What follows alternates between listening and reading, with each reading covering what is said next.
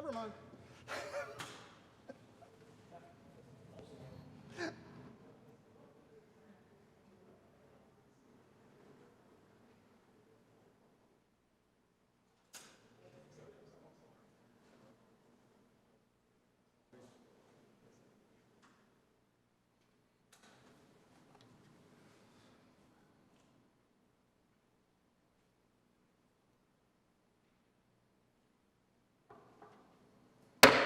All rise.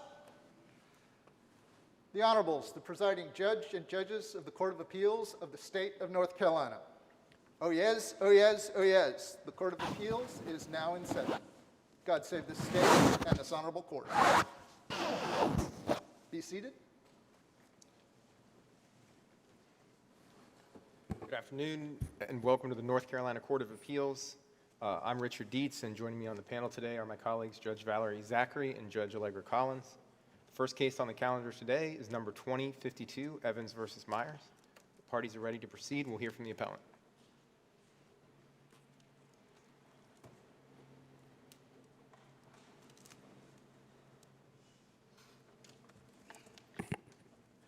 With the court's permission, I'd like to remove my mask. You may. May it please the court, parents are not required to be perfect to enjoy the protection of the constitutional right to care, custody, and control of their children. This is why our courts have repeatedly stated that the decision to remove a child from their parent should not be taken lightly. Here, this court has the opportunity to reaffirm the principle that parents don't have to be perfect, they don't have to be wealthy, and it's okay for them to struggle at times. That's just because somebody else might be able to do it better, we, as a court system and as a society, recognize the strength of the natural emotional bond between a parent and child. And here, in the judicial system, we shouldn't be hesitant to apply stricter scrutiny to appeals and to decisions of the district court of this state when they render decisions that infringe upon the constitutional right of parents and disrupt the long-recognized bonds between parents and children. This constitutional right of parents is fundamental, after all. That's why the standard of proof here is clear, cogent, and convincing, the highest burden of proof in the civil law. And not only that, there's a built-in presumption in these cases, the Peterson presumption, that the parents are fit, something that interveners have to overcome. This is, and absolutely should be, an uphill climb for third parties who attempt to intervene in these cases, and for grandparents, such as the appellees, to take custody away from the parents just because they're financially better off and they think they can do better. They might be, but it's not their right at stake. It's the parents' rights that we must avoid infringing without the weightiest, strongest, and gravest of reasons. Make no mistake here, judges of the panel. Judge Charlie Brown's order in this matter substantially infringed upon the rights of both Mr. Myers and Ms. Evans. And as it relates to Ms. Evans, Judge Brown's order functionally terminated her parental rights and her relationship with her daughter. The question for this court is whether Judge Charlie Brown's order can withstand the stricter scrutiny required of cases dealing with fundamental constitutional rights. It cannot, and this order is deficient upon its four corners. The road to this argument has a few twists and turns. During the turns leading up to the appellate stage, Ms. Evans was at all times unrepresented and was the only party so situated. This arises out of a... Can you hear me? I'm sorry? Can you hear me? I can hear you, yes. You just can't see me. All right. So when I look at the motion for order to show cause, that's at issue here, and it is your contention that is not a motion to modify, correct? I think you could read it that way, Judge. You could read it as a motion to modify. You could. Okay. I think it's an attempt by an unrepresented party to try to get some relief from the court. Okay. All right. And dealing with the motion to show cause, there was a prior custody order in this case. This case came out of Brunswick, transferred to Row N. There was a prior custody order that was a consent order that was entered where both parents were found fit and consented to a week-on, week-off schedule. The current round of litigation was filed by my client who requested on a local form an order for a motion to show cause. What didn't make it in the record and what I tried to supplement through a 9B5 supplement to the record was to introduce the piece of paper that Judge Kevin Edinger wrote on when addressing her motion for an order to show cause. On that, he wrote no probable cause, but then he set the matter for hearing. So it's unclear, at least to me, whether that was a denial of the order to show cause or whether that was a dismissal on its own, whether it functioned as a 12B6 dismissal. I don't know that it's clear, but at any rate, the case then proceeded.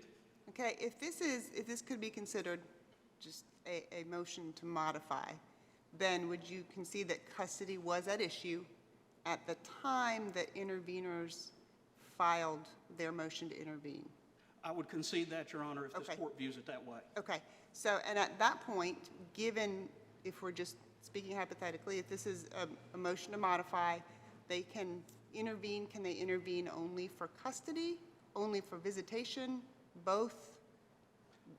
Your Honor, I believe they intervened for custody. And can they do that based on a motion to modify? Is custody at issue at that point, and they have, if they allege unfitness, they have standing at least to intervene? Your Honor, my take on that would be that if they allege such sufficient allegations against both parties singly, not just in the conjunctive, because I think that's the crux of the appellee's argument, is that they've alleged enough against both parties in the conjunctive to overcome that presumption. However, this is a disjunctive analysis. It has to be sufficient allegations against both parents within the complaint itself to confer standing in order to intervene. And that's a threshold determination. Excuse me, but when you say disjunctive, do you mean that with regard to the father, the fact that he knew a lot of the things that were going on when the child was with the mother half the time and didn't take any action to remedy that situation, and that shouldn't be held against him? Is that your assertion here?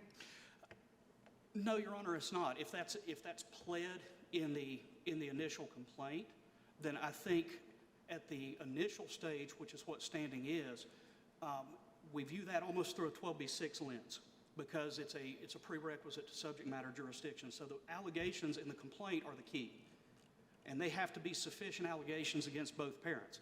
And whether that suffices, I think, would depend upon the failure to act and what it was trying to address. So what did you mean when you were talking about disjunctive? My take on the appellee's brief was that they wanted to look at the allegations against both parents as a whole, which isn't the standard, because if you view allegations against the parents as a whole, then you risk depriving one parent of a constitutional right just because of some of the allegations against the other parent. So they both have to be deemed unfit in order for the grandparents to have standing to intervene, because otherwise it's just a best interest test between the two parents.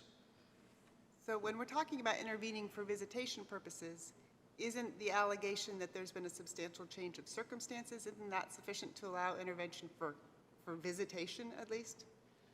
The visitation statutes, as Your Honor and other members of this court have ruled, is a bit broader. It requires somewhat different things than the intervention for custody. And that requires a live dispute. I would agree with Your Honor that if that is in dispute at that time and there is active litigation regarding custody, that they would be allowed to intervene for visitation purposes.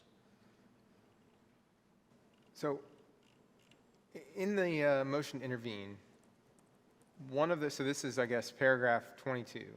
It says the parent's inability or unwillingness to properly care for their child arises to the level of abuse and neglect and abrogates their constitutional right to parent their child by failing to provide for the best interests of the child. So for the standing issue, let's put aside whether there's enough in the trial court's order on the merits, but why isn't that enough for standing?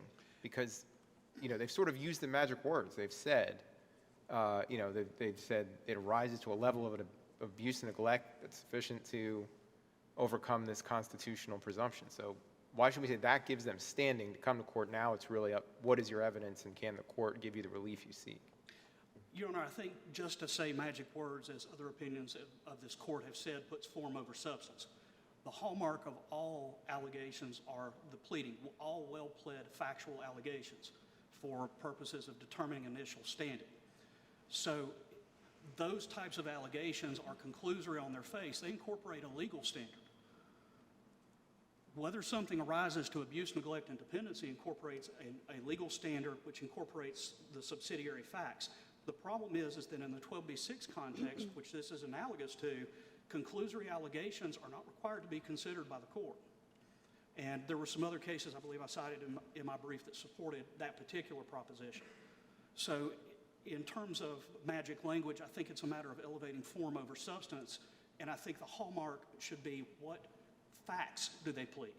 True facts, not legal conclusions, not speculative facts such as, there are other things to be shown at trial. I don't think those have any weight in the standing analysis.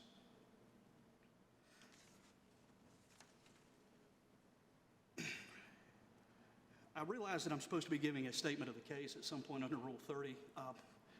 If the judges of the panel would allow me to skip ahead a little bit, or if you want to hear more, I'm happy to do that.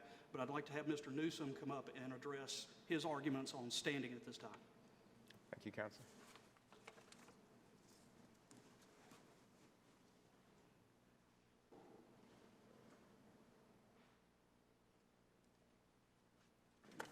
Good afternoon, Your Honors.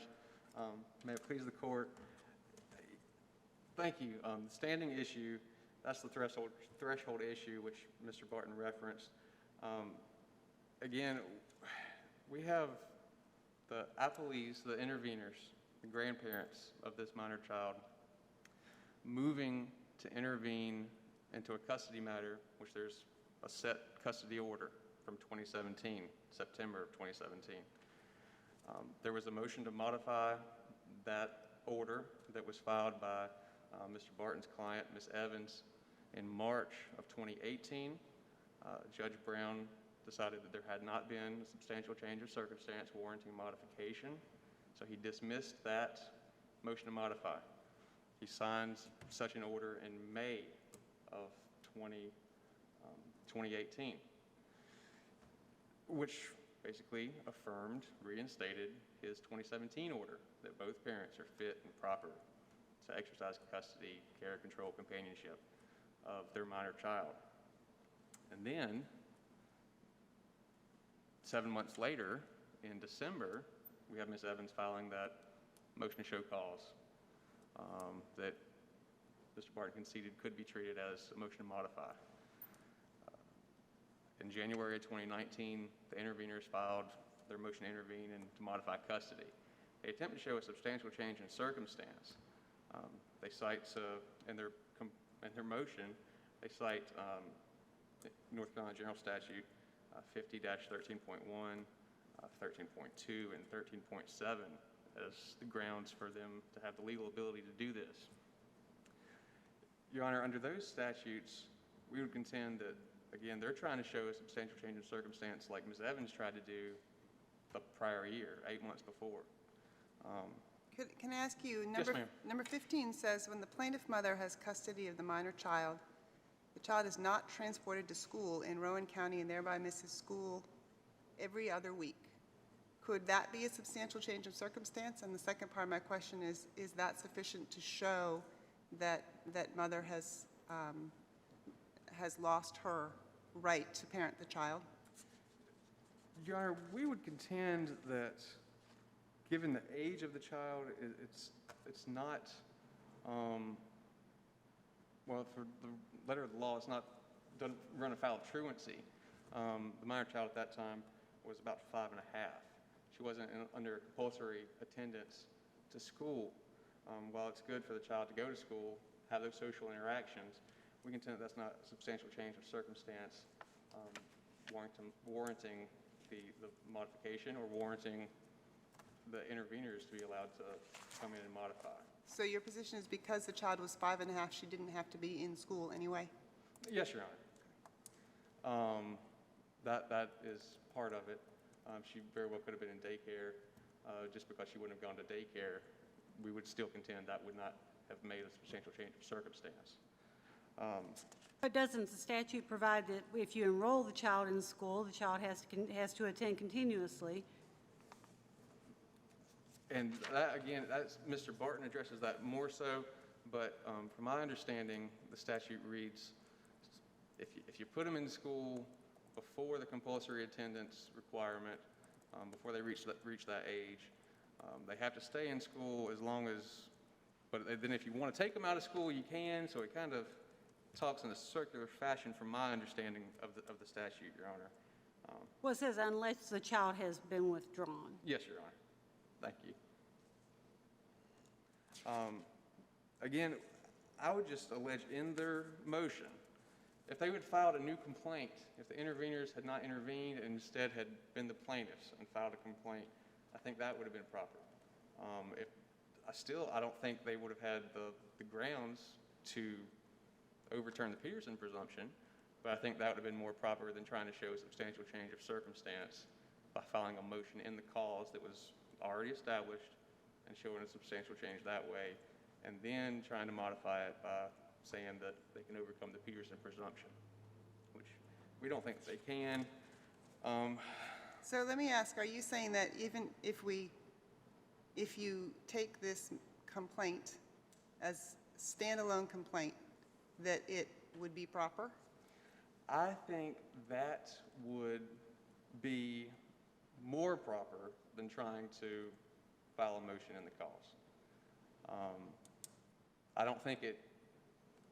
think they'd still have a standing issue, but the statutes that they cited in their motion would speak more to them filing a complaint. 13.1, 50-13.1 talks about who may institute an action, who may start an action. So that speaks to filing a complaint, starting a new action, wherein they would be the plaintiffs and mother and father would be joined as the defendants.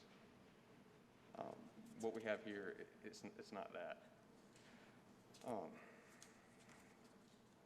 Your Honor, again, as far as the standing, to even get past 13.1, the complaint alleges against the defendant that he'd been served with truancy papers, that he had pending charges for which he could receive a substantial amount of time, and that the father was unemployed. Upon information and belief, they allege some more information, but that's not part of the verified, it's part of the verified pleading, but it's not as forceful as some of these other allegations they make against the father. And that's pretty much it. They go into the parents have failed to provide for the best interests. I don't think we're there yet. I don't think that's enough to say that the father has forfeited his Peterson presumption, his constitutional right to parent his child. They were doing on again, off again weeks with her. So I don't think it's there. I ask your honors to consider it's not there either. Furthermore, once we get to the order, it looks as though it just devolves into a best interest examination, which again, is part of our argument here. Sure, the interveners might have more financial stability, might come from greater means to give their child whatever she desires, but that's not enough to uproot her, remove her from her parents' care and custody. Thank you. Mr. Barton? All right, thank you, Counselor. Any questions, Your Honors? Thank you. Thank you, Counselor.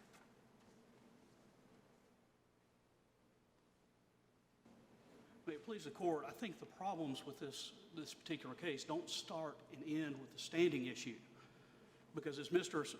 Newsom has illuminated, it quickly devolves into a best interest test, looking at the allegation. Standing's only the beginning. Assuming the appellees can climb that hurdle, they still have to show by clear, cogent, and convincing evidence that both Ms. Evans and Mr. Myers have acted inconsistently with their parental role, because it's not just a matter of pleading, it's a matter of proof too.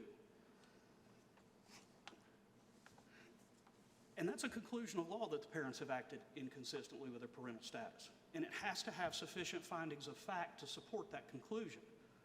And according to both our Supreme Court in Jolly v. Queen and members of this panel, including Her Honor Judge Collins in Dunn v. Covington, what the appellees cannot use are socioeconomic factors. Is it a socioeconomic factor if you are employed or you otherwise have the ability to provide adequate heat, let's say, in your home, in which the child resides, but you choose not to? I think that would be a difference, Your Honor, that would relate to the Peterson test, because the Peterson presumption is based on the premise that parents act in the best interest of their children. So having heat available and not giving heat to your child is different than the socioeconomic reality of not being able to afford propane or kerosene or any of the other, or even wood or coal.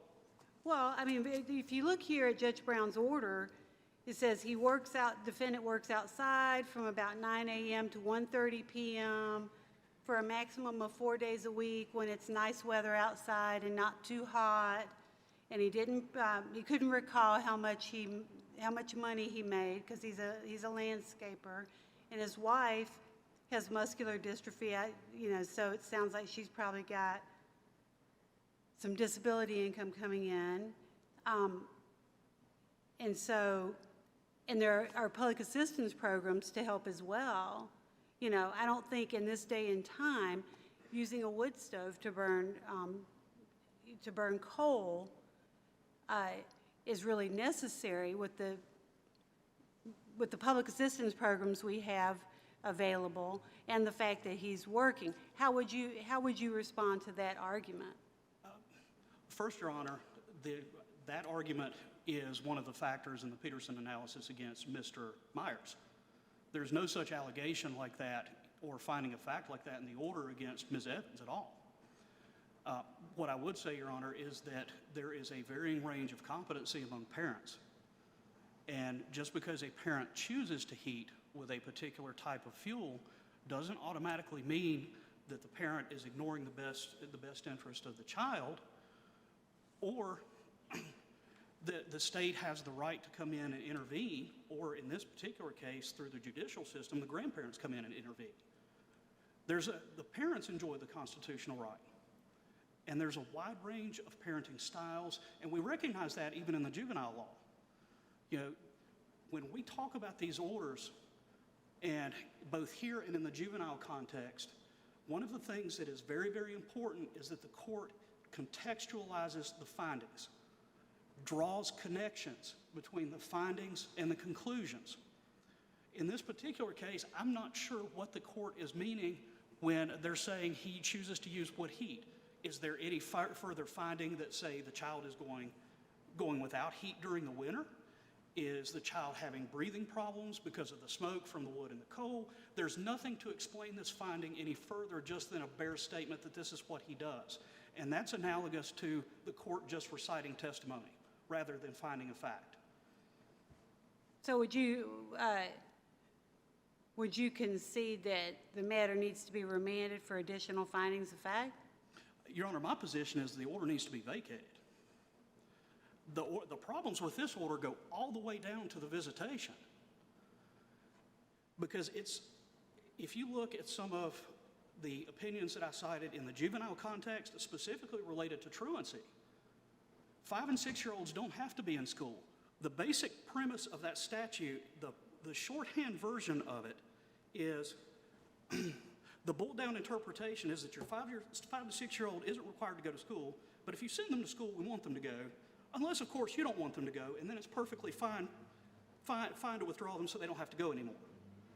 That's not the same as somebody violating the compulsory attendance law, because when you look at some of the juvenile opinions, truancy is never the sole issue. It's usually truancy plus something else. But even in some of the cases that I cite, like Her Honor's opinion in Ray JMC, the court didn't contextualize this truancy any further. They didn't talk about the absences. They didn't explain the absences. They didn't draw a connection to the effect, if any, that it had on the minor child. This order just basically says her performance has declined. Well, that doesn't really tell us anything. Performance can decline for a myriad of reasons. It could be emotional It could be emotional turmoil at home. It could be a learning disability. It explains nothing to us or to a reviewing court about what the judge thinks, what the causal connection is. And that goes through not just the Peterson presumption issue, but to the material change of circumstance.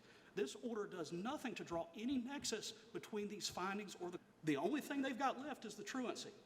Well, and that, doesn't Judge Brown also discuss the pending sex offense charges against your client and the fact that he didn't intervene when mom was not taking the child to school on her weeks of custody, and some of the other, let's see what else. Of course, there's, and then the driving, the unsafe driving. Your Honor, he does, but again, I would point out that I represent Ms. Evans, and the analysis is disjunctive in that you have to have allegations that are sufficient to overcome the presumption, not just against Mr. Myers, not just against Mr. Myers and Ms. Evans together, but against each of them singly. Otherwise, you'd be abrogating the other parent's constitutional right based on what one parent did. And the rights enjoyed by both. Can I ask quick, the visitation? Absolutely. Yeah, talk to me about that. That seems, is it a weekend a year? It's one weekend a year, and it begins at the beginning of the father's 2 weeks of visitation. So the one who has pending sex offense charges against him has more visitation than my client. If you look at the quality of the allegations against him versus the quality against her, neither of them are great. But she doesn't have any pending sex offense charges. Would you characterize that as just effectively terminating her right to see the child? I would, Your Honor. She went from a week on, week off, 50% custody of this child to 2 days per year. And one could even read the provision in that order to be contingent upon Mr. Myers exercising his vacation. We're not talking about phone calls, video chats, nothing. 2 days a year, week on, week off to 2 days a year. That's 1/182nd of this year. From 180 days to 1/182nd of the year. And there's no finding in this order that does anything approaching justifying that type of restriction. And there's no holidays, there's no nothing, no provisions for anything? No, Your Honor. I want to go back to a question that Judge Zachary had. So she asked you if we were to conclude that there weren't sufficient findings of fact in the order to support the trial court's conclusions of law, what do we do? And you said vacate. And typically, if our disposition is vacate, it's because we're sending it back and the trial court can do the same thing again, but just has to do it correctly. So if we reverse, we're saying you can't do this thing that you want to do. But do I understand your argument that you think we should vacate and say these findings are not enough, but send it back down and say, either on this record or with a new proceeding, determine whether you can make enough findings to satisfy the Peterson presumption or not, do it over again, and then we may see it back up here again in a year or so. Your Honor, then let me clarify. My preference would be for this court to reverse it because I think this court has a chance here to really give substance to this constitutional right, to really make it meaningful,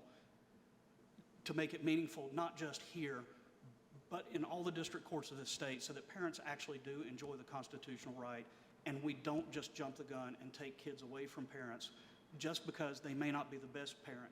When you look at the findings in Rhodes v. Henderson, which I cited in my brief, about the state of the child at 4 years old being dirty, the house being, I think the house in that case was heated by coal or something else, you could almost transpose those types of things into many of the findings in this order as they relate to Ms. Evans.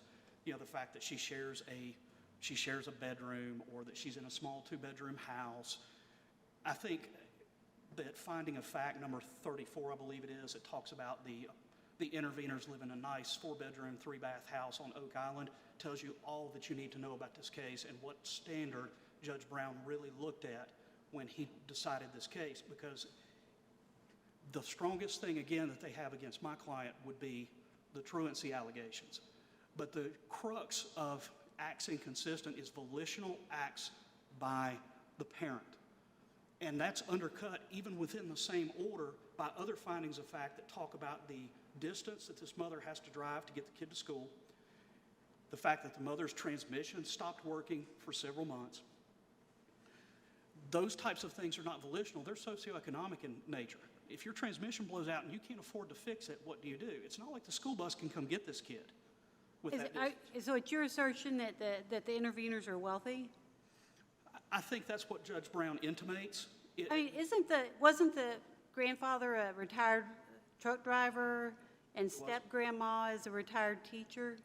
That's correct, but the basic ruling, Your Honor, from Rhodes, Dunn, all these are the Jolly v. Queen, all of these rely on the fact that just because somebody is in a better economic position, and I think that's pretty clear from the order that they are, just because somebody's in a better economic position does not give you the ability to take the child away from them just because somebody has more means and might be able to do it better. That's not the standard. That gives no meaning to the right as a parent. And this is supposed to be among the oldest of fundamental rights in this country. And in order to make that meaningful, we have to set some kind of line as to what's going to be acceptable and what's not. And these findings track cases more where this court has found not to be sufficient to overcome the presumption that it does any case where the court has found it sufficient. All right. Thank you, counsel. We'll hear from the appellee.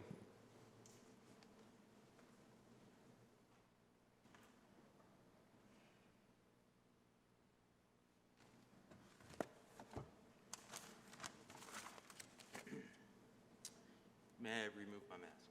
You may. Thank you, Your Honors. May it please the court, my name is Richard Forrest Kern.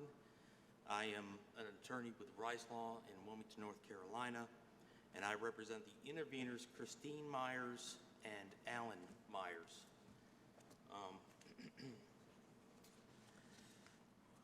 When we talk about standing, what we're looking at is, were the allegations in their motion to modify sufficient to raise the standing issue, or to give standing to the grandparents? I would argue that this is attacked by the appellants basically on two fronts. Number one, they say that, well, their motion's actually not their motion, and they point to the motion to intervene as a separate document from the motion to modify child custody. I would argue that those two documents should be treated as one, and that pleadings should be given, should be interpreted to give substantial justice to the case. So you're saying those two sections, it's all one document? it's all one document. It is sequentially numbered, Your Honor. It is. Is there any case law? Is there any case law for us to go by if you've got sort of two motions in one? Do we read them all There together? is, and I cited that in my brief. Okay. It's all right. If it's in your brief, I'll find it. If it's in your brief, I'll find it again. Thank you. There's one prayer here. There's one introductory paragraph. So from a trial court perspective, it should be treated as one single pleading. And like I said, there is case law in my brief that cites to, I want to say it's Tractor and Auto Supply is the name of the case. And that case says that pleading must be construed to do substantial justice. We also see in the Rules of Civil Procedure that minor difficulties or minor errors can be corrected through a motion to conform the pleadings to the evidence. So that's another route that could be taken. But by and large, equity demands that minor mistakes or a lack of some form does not destroy a case or steal standing from the grandparents. In addition to that, when we look at the facts that were alleged in that motion, I agree with the appellants. There is a constitutional right. It is a strong right. You have to allege it against both parents separately. and they have to be substantial. Problem is, they're ignoring the fact that that's exactly what the interveners did. The mother is not transporting the child to school, okay? The child has a fear of her mother, is not getting enough to eat. The father has pending sexual abuse charges. The father doesn't use a seatbelt when he's transporting the child.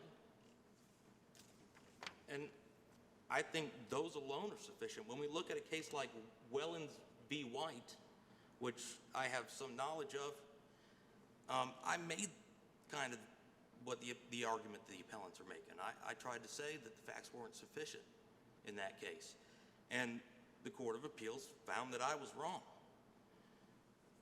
They said that in Wellens v. White, that grandparents could allege that dad had never exercised visitation alone with the child and that he did not provide a stable home.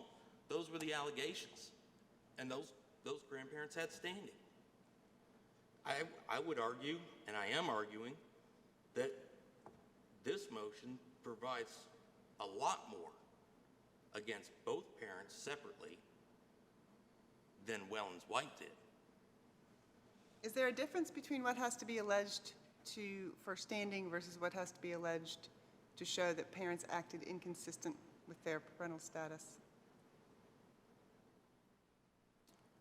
Is there? No, I don't think there is. I believe that you can, as long as you allege facts with some specificity, which I would argue is met here, and those facts lead a judge to believe that they are sufficient to overcome that presumption, then the trial judge is there. He's the one seeing the witnesses. He's the one hearing all the evidence. And that's another issue I have, is that there are several exhibits which are incorporated by reference into the order by the judge, and they were not included in the record on appeal, which I would argue, and I got into the matter after the record on appeal was settled, so I would argue that that is appellant's burden to do that. But even without those exhibits and knowing what the judge actually saw, we find he made facts and found facts that weren't in the intervener's motion. As Your Honor, Judge Zachary mentioned, the wood-burning stove burning coal in it. Now, is it a perfect order? No. Is it an example of best practice? No, I don't think so. But is it sufficient to the point of needing to be vacated? Also, no. The judge found that Chevelle had dirty fingernails in unkept condition. He found, which I don't believe was in the motion, he found that the furnace had not been operational this past winter. That, I don't believe, was mentioned in the intervener's motion.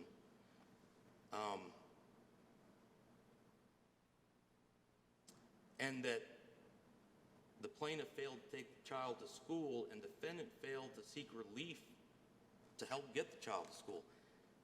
My argument is that that right there alone is enough.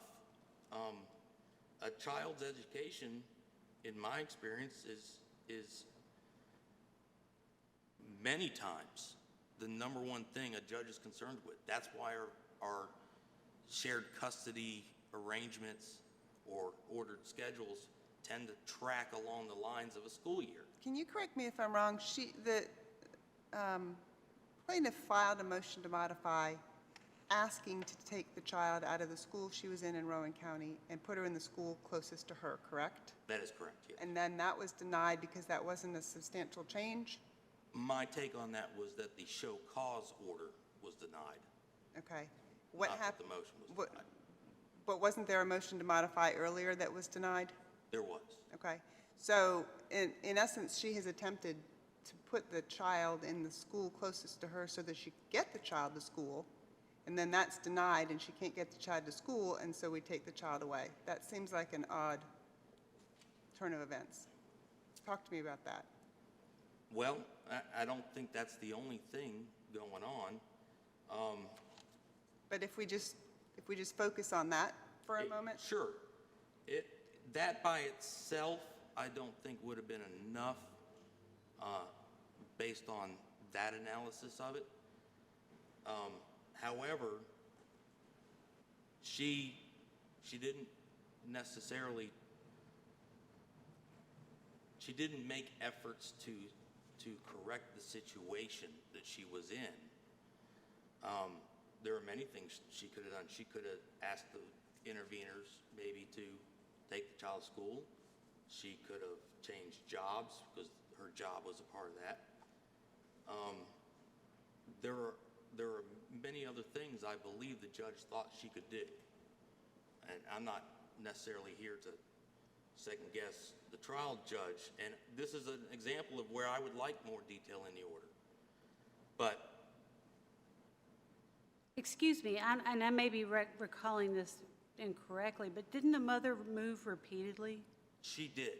But I don't believe that goes to standing. Well, That- I'm talking about getting her to school, about not changing the order to allow her to have the child in the school near where she was living at that moment. If she moved constantly, it would be a constant change in schools. Well, that is true. To accommodate her is what I'm wondering about. And I agree, and I think I don't remember if I'm correct about her moving a lot. you are correct about her moving several times, which I think went to the best interest test. I think when it comes to stability for the child, the judge looked at that, the moving part, as what's in the best interest of Chevelle, and decided that her moving and changing schools constantly was not a good idea. But Wasn't there another motion to modify filed by mother after she took after the show cause, the motion to modify that was on the show cause form? I don't recall off the top of my head, Your Honor. The interveners filed their motion to intervene and motion to modify at that point. Apparently, according to the record, it seems like the interveners were concerned about an ongoing custody dispute, but I argue that the interveners can file for custody without an ongoing custody dispute, and that it would be proper to file in the action that the child's already had their custody determined. Can they file for custody in this case? I know we talk a lot about this intact family, and I think that's caused a lot of confusion with a lot of people. I think it has. My understanding of the intact family rule is it applies to visitation. Okay. I don't believe it applies to custody. I believe custody is a matter of that constitutional right. Okay. Any person can file for custody of a child so long as they're not a stranger. That's clearly in the case law. And so long as they allege facts sufficient that, if proven true, could overcome the Peterson presumption. Okay, so grandparents, I believe, were absolutely correct in filing for custody. I don't believe they ever prayed for visitation. I don't believe that visitation was a prayer. Now, there is a statute that they cite amongst 3 other statutes that is a visitation statute, but I don't think we can see that as them praying for visitation.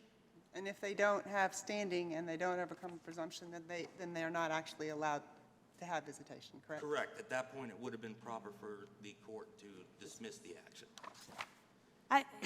I'm sorry to keep interrupting you about this, but didn't Mom take a dismissal of that show cause motion, the motion to modify that was on the show cause form, I believe she did, yes. and then file another motion to modify after the interveners filed their motion? I believe you are correct. Okay, so Judge Brown did not deny, did not refuse to allow her to move the child to school so that she could get the child to school. Did he? No, not at any point that I've seen in the record. Okay, well, that's what I thought was, I don't think I think he heard everything at once and then made his ruling. I don't know that he ever addressed that separately. So one of the challenges, and we have struggled with the Peterson presumption in this court for quite some time. In fact, we granted our first en banc rehearing in history in a Peterson presumption case and then promptly withdrew it about a week later. But I think that's an indication that we're struggling with this. And one of the things we're struggling about is we don't have much case law guidance about what types of facts overcome the presumption. And so I say that to say here, what troubles me is that it seems like the findings are missing a critical next step. So for example, in the findings about moving from place to place, if the court then made a finding that the mother is aware that this is extremely hard on the child and is indifferent to that, well, that would seem to me to be something inconsistent with parental status, but merely moving is not. It's same thing with the pictures on the bed with no sheets. Why was that there? Same thing with not buckling, not having the seatbelt. Is this a consistent thing? Why isn't the father buckling the child up? And then if with those extra findings, you could say, well, then these things are not consistent with being a parent. So if you could make that inference, but the trial court didn't, don't we have to send that back and just say to the trial court, tell us take that next step in findings for us to be able to support this? What's your response to that? My thoughts on that are that would definitely be best practices. You absolutely can remand it for further findings of fact. You can remand it for the judge to, provide some more detail. But the case law suggests that some facts are self-evident, and I believe that driving the child unbuckled, I believe it's the Hummel case, if I'm not mistaken. Father drove away with the kid on his lap in the passenger seat, and that was enough. I also believe that there is case law that says it is a fact-intensive test, and by and large, the trial judge is the one there witnessing what's going on, hearing the tone and tenor of the witnesses, and we should not, the Court of Appeals should not assume error where maybe there isn't. And I don't know that we can assume error here necessarily, because we don't even know the entirety of the order, because we don't have the exhibits. does finding of fact 30 cover that? The finding of fact 30, Judge Brown found the parents' conduct viewed cumulatively in their past misconduct impacts the present and could impact the future of Chevelle. It could. It depends on how you read that. I believe appellate has taken that to be a conclusion of law. And if we read it as a conclusion of law, I think it is supported by the facts appearing before it. Is that sufficient to address Judge Dietz' concern? Yes, I would argue it is. At the bare minimum. At the bare minimum, I would argue it is. I agree that this order could be better written. But I don't agree that it needs to be vacated because it is so poorly written. I don't believe it's poorly written. I believe it just could be written better. And attorneys are human, judges are human, and sometimes we don't necessarily do everything perfectly, but I think this order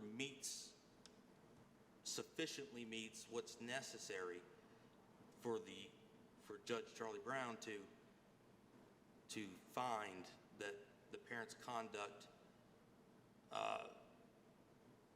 impacts the present and the future of Chevelle and is inconsistent enough to overcome the Peter presumption, and that something else has to be done for this child. We talk about visitation. I don't believe there was a finding that visitation was not in the child's best interest for either parent, correct? There was a finding that the visitation ordered was in the best interest. Okay, but there was no finding that no visitation was in the child's best interest? No. Okay, so there when wasn't. we look at 2 days a year, is that pretty much no visitation? It's 2 days a year. I don't think it's no visitation. It's 2 days worth of visitation a year. Okay. Do we have cases where we've said that something so minimal is in fact closer to no visitation than visitation? I take that as pardon me if this comes off rude, but I kind of consider that hyperbole, because no visitation's no visitation. Some visitation is some visitation. And the court's been clear in the past that so long as the order shows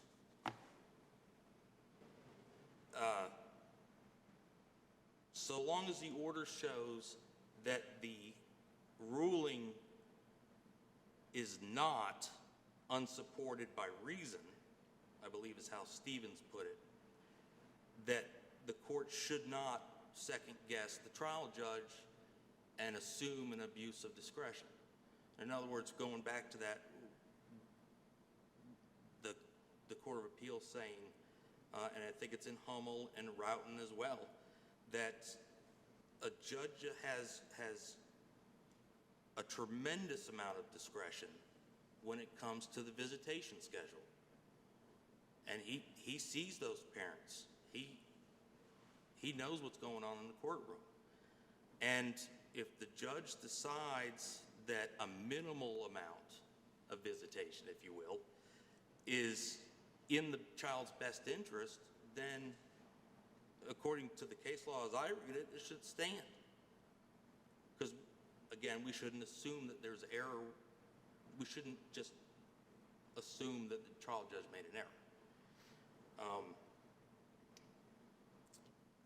And it's an abuse of discretion standard, and that means manifestly unsupported by reason.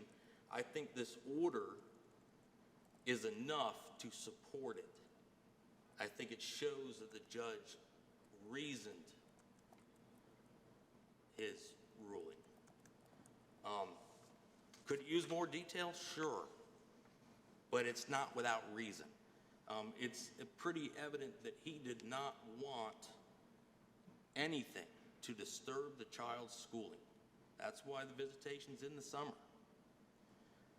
Now, I do not know why the difference between the defendant and the plaintiff's visitation. I don't know that. And I don't think you can know that from the order. But I still don't think that's an error unsupported by reason. Other arguments that appellants have made was there a substantial change of circumstances affecting the minor child?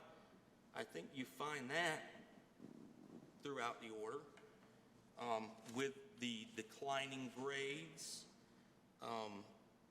with mom's movements and continually moving. I think you find that with the furnace not being operational. I think those are all changes that weren't in the prior order, including the tardies from school and the missing of the school, because she wasn't in school, I don't believe, when the original order was entered. So that would be a change. I don't believe that you have to connect the nexus so concretely that judges have to sit up all hours of the day and night writing 347 findings of fact. I don't believe that's the case. And there is case law to suggest that some findings of fact are, the effect on the child is self-evident. I think that moving 5 times could be self-evident, that that's going to affect the minor child.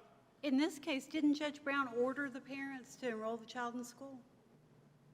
In the previous order?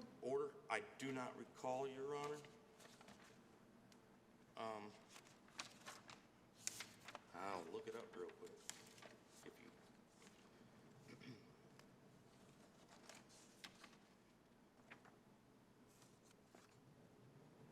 Yeah, it's on page 4 of the record. Yes, you are correct. And that each party is responsible for picking up the minor child for their respective weeks.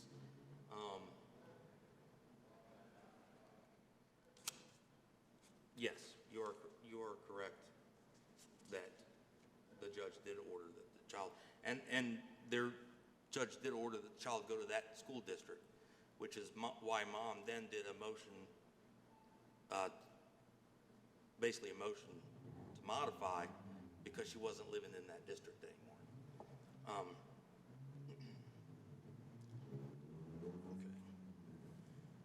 So I do believe that her declining grades, the movements, and the sex charges against dad all are significant changes that don't require a written explanation of the nexus, that those are self-evident.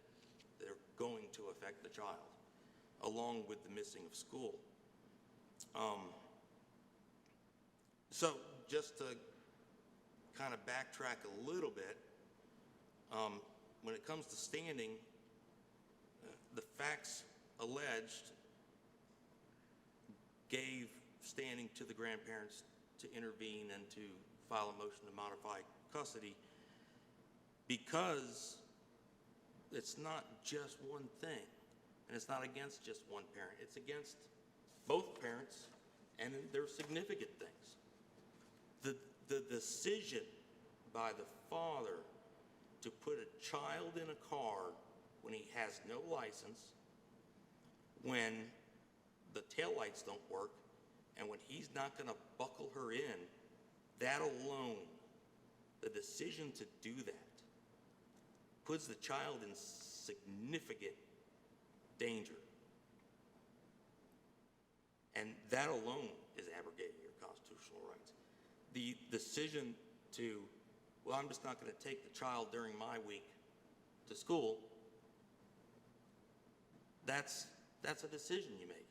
Your transmission goes out. Why isn't it fixed after 3 months? Now, you could say, and appellants have said, well, socioeconomics. It's not socioeconomics to not have the money to not feed your child, so you decide not to feed your child. That's still neglect. Whether you have money or not, that's neglect. And certainly rises to a level that shows that you're acting inconsistent with your constitutional rights. By the same token, putting the child in a car without their seatbelt, when you don't have a license, and when you don't have working taillights, that is a decision you're making that shows you're willingly putting the child in danger. And if a judge sees you as a witness and decides that person's a problem, then we should go with the judge who's there seeing it. Any more questions? Oh, All right. Thank you, counsel.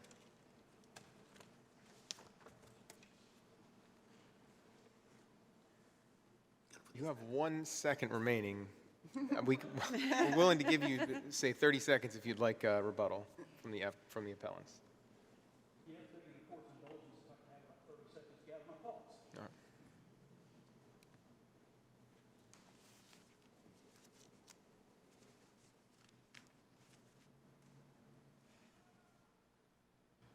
Members of the panel, I think what Mr. Kern is wanting you to do is be more deferential to Judge Brown than perhaps this order deserves. We're not asking too much for judges to tie up loose ends, cross their T's, and dot their I's.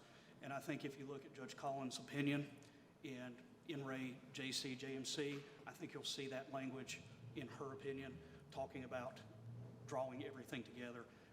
Mr. Kern's right, it's a bad order, but I think he's ordering for a standard that's too deferential than one the constitutional right deserves. All right. Thank you, counsel. Thank you for your arguments. Thank you. Do you need a break? No, I'm good. Okay. We'll proceed to the next case. It's hard to talk through that. We take 5 minutes so they can get out? Yeah.